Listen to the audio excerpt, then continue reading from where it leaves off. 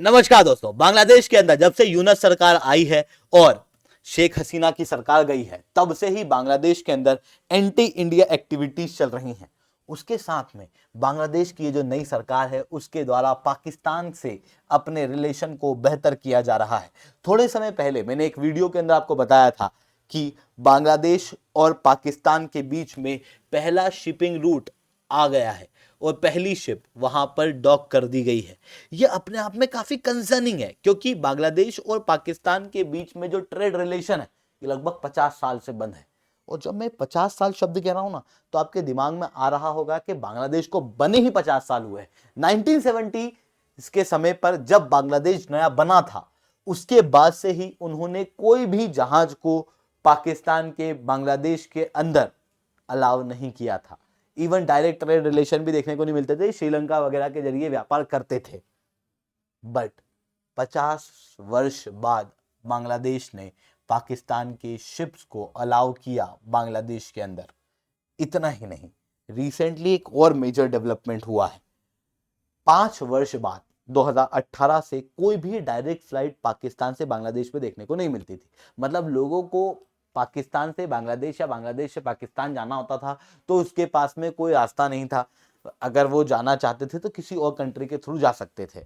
But recently Bangladesh और पाकिस्तान के बीच में एक डायरेक्ट फ्लाइट कनेक्टिविटी लाने की बात अब रिसेंटली की जा रही है और जल्दी ये फ्लाइट आ जाएगी। और ये फ्लाइट और शिपिंग रूट बांग्लादेश और पाकिस्तान के बीच में सीलों में नहीं हो रहा, बल्कि इन दोनों कंट्रियों के बीच में भारत फंसा हुआ है। और इन दोनों देशों के बीच डायरेक्ट कनेक्टिविटी भारत के अंदर डायरेक्ट नेशनल सिक्योरिटी के इशू उठाती है। कैसे उठाएगी, उन सारी चीजों को मैं शुभेंद्र चौहान आप लोगों के साथ में डिटेल में चर्चा करूंगा। बट उसके पहले आप लोग मेरे साथ में SRC10 टेलीग्राम ग्रुप के ऊपर जुड़ सकते हो। मेरे क्लास की अपडेट, PPT, PDF सब कुछ आपको मिल जाएगी। UPSC CSE की तैयारी करना है, इंडिया के टॉप एजुकेटर से ऑफलाइन क्लासेस के अंदर पढ़ना है, तो आप लोगों के पास में अच्छा मौका है। अनअकैडमी अब केवल ऑनलाइन ही रहा है, अनअकैडमी अब ऑफलाइन भी आ चुका है। दिल्ली के करोल बाग, मुखर्जी के अंदर, प्रयागराज की सिविल लाइन और बिहार के पटना के अंदर ऑलरेडी हमारे सेंटर्स खोले जा चुके हैं, जहां पर इंडिया के ये टॉप एजुकेटर्स आप लोगों को ऑफलाइन क्लासेस के अंदर कंप्रेहेंसिव UPSC CSE की तैयारी कराएंगे। प्रीलिम से लेकर इंटरव्यू तक जितने भी सब्जेक्ट आप लोगों के हैं, उन सारे सब्जेक्ट्स को यहाँ पर कवर कराया जाएगा। आप लोगों को 1-on-1 मेंटरशिप दी जाएगी, टेस्ट सीरीज दी जाएगी, स्टडी मटेरियल दिया जाएगा। ये सब कुछ आपको मिलेगा ऑफलाइन मार्केट के सबसे कम रेट में। अगर आप ऑफलाइन मार्केट के अंदर जाओगे तो यही कोर्स आप लोगों को लगभग 1 से सवा लाख रुपए तक का मिलेगा, सवा लाख से 2 लाख रुपए तक का मिलेगा। बट अनअकैडमी आपको यही कोर्स सबसे अच्छी क्वालिटी में, सबसे बेस्ट एजुकेटर के साथ में केवल 79,999 के अंदर देता है।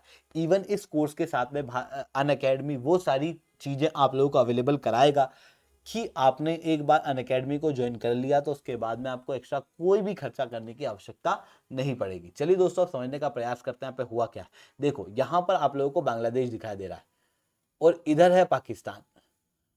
अब बांग्लादेश और पाकिस्तान के बीच में जो आपस में रिलेशन थे वो काफी समय से अच्छे नहीं है, क्योंकि आपको पता होगा 1971 के अंदर जिस तरीके से वेस्ट पाकिस्तान और यहां पर बांग्लादेश ईस्ट पाकिस्तान हुआ करता था, पाकिस्तान ने जिस तरीके के जुर्म बांग्लादेश के ऊपर ढाए थे, जिनोसाइड बकायदा बांग्लादेश के अंदर पाकिस्तान द्वारा उस समय पर किया गया था, जिसके कारण से पाकिस्तान और बांग्लादेश के बीच में उस समय तक कोई भी संबंध नहीं थे। लगभग 50 वर्ष तक इन दोनों देशों के बीच में कोई भी शिपिंग लाइन देखने को नहीं मिलती थी। इवन कोई भी डिफेंस कंपनी पाकिस्तान की अगर अपने जहाज को किसी कंट्री में ले जाती तो उन कंट्रियों में 3 कंट्रियों का नाम कभी नहीं हो सकता। पाकिस्तान अपने जहाज को कभी भारत नहीं लाएगा, कभी इजराइल नहीं ले जाएगा। और इसी लिस्ट में बांग्लादेश का नाम भी शामिल था, जबकि बांग्लादेश एक मुस्लिम कंट्री है। उसके बावजूद भी इतने खराब रिलेशन इन दोनों देशों के बीच में देखने को मिलते थे। शिपिंग के अलावा जो डायरेक्ट फ्लाइट है, जो आम लोग यूज करते हैं, देखो शिप जो है वो ट्रेड वगैरह के लिए यूज की जाती है, तो ट्रेड आपस में होता नहीं था, और होता भी था तो सिंगापुर या कोलंबो के जरिए लोग कर लेते थे, जिसके कारण से शिप इन्होंने रोकी हुई थी। पीपल टू पीपल कांटेक्ट भी पाकिस्तान और बांग्लादेश के बीच में ज्यादा देखने को नहीं मिलता। 2018 के पहले डायरेक्ट फ्लाइट हुआ करती थी पाकिस्तान और बांग्लादेश के बीच में। ये डायरेक्ट फ्लाइट 2018 के बाद से रद्द कर दी गई थी, जिसके कारण से बांग्लादेश और पाकिस्तान के लोगों के बीच में जो पीपल टू पीपल कांटेक्ट है वो पूरी तरीके से रेस्ट्रिक्टेड है। बट अभी आपको पता होगा यूनस सरकार जो है वो पावर में आई है, और जब से ये सरकार आई है तब से ही प्रो इस्लामिस्ट बांग्लादेश के अंदर काफी ज्यादा एक्टिव हो चुके हैं, जिसके अंदर रेडिकल इस्लामिस्ट ज्यादा देखने को मिलते हैं, जिनके द्वारा एंटी इंडिया एक्टिविटी जो है वो बांग्लादेश के अंदर चलाई जा रही है। न केवल एंटी इंडिया एक्टिविटी चलाई जा रही है, बल्कि टेरर आउटफिट जैसे जेएमबी वगैरह के लीडर को आजाद किया गया, और आजाद करने के साथ में उनको एडमिनिस्ट्रेशन के अंदर बिठाया गया। इस तरीके की हालत बांग्लादेश के अंदर अभी देखने को मिल रही है, और इसी बीच में बांग्लादेश के संबंध पाकिस्तान के साथ में भी बेहतर होते हुए दिखाई दे रहे हैं, जिसकी वजह से भारत के लिए एक बड़ा कंसर्न का इशू सामने आता है, जो कि भारत की national security point of view से काफी खतरनाक है। देखो, पाकिस्तान और बांग्लादेश इन दोनों देशों के बीच में डायरेक्ट अगर कनेक्टिविटी होती है तो उसकी वजह से डायरेक्ट खतरा बनता है भारत के नॉर्थ ईस्ट वाले रीजन के अंदर। देखो, पाकिस्तान को अगर कोई भी नया रास्ता मिलेगा तो वो उसका कभी सही प्रयोग करेगा ही नहीं। आपने कहावत सुनी होगी कि अगर बंदर के हाथ में उस तरह लगेगा तो वो क्या करेगा, लोगों को टकला करेगा और क्या करेगा। तो वही चीज पाकिस्तान यहाँ पे कर रही है। पाकिस्तान क्या कर रहा है, पाकिस्तान जो है उसने 2004 के अंदर चिटगंग पोर्ट के अंदर ऐसे डायरेक्टली इनडायरेक्टली करके जैसे तैसे करके अपने जहाज पहुंचाए थे, और जब उसे सीज किया गया तो वहां पर हथियार मिले थे 2004 में। और ये हथियार कहाँ जा रहे थे, जी हाँ दोस्तों, हमारे नॉर्थ ईस्ट रीजन के अंदर। हथियार ही नहीं बल्कि पाकिस्तान हथियार के साथ में ड्रग्स वगैरह स्मगल करता है, यानी कि ऑर्गेनाइज क्राइम पाकिस्तान यहाँ पर और ज़्यादा बढ़ा देगा।